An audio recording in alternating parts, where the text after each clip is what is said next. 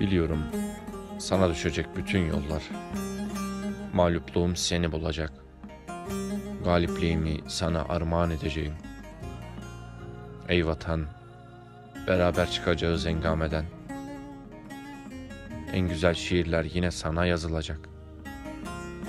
Bağrı yanık türküler sende duyulacak. Sen ki mor benekli zümrüdü ankasın.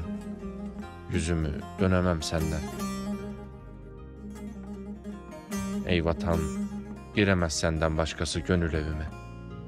Yakarım o evi sabahın 5.30'unda. Seher vakti boynumda yağla bir urgan. Olsun her anım tarumar. Gözümü kırpmam. Yüzümü dönemem senden.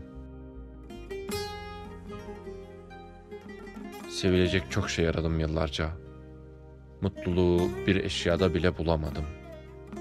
Sevilmek nimeti uzaktı, tadamadım. Ey vatan, sendin bana eş, arkadaş. Her yolun sonu sana vardı, anladım. Yolun başı sendin, ortası sen, sonu sen. Ey vatan, yol sendin, yolcu sen. Yüzümü dönemem senden. Gidecek yerim yoktu, sana sığındım.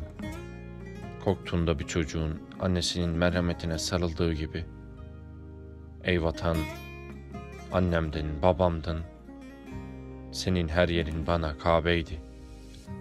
Toprakların bana kutsaldı. Yüzümü dönemem senden. Her yokuşun bir sonu vardır. Her savaşın bir sonu. Bu savaşın galibi sensin. Yurdumsun, yuvamsın, nefesim. Kabuk bağlayan yaramsın. Varsın yenilgiler yazılsın hisseme. Ben yüzümü dönmem senden.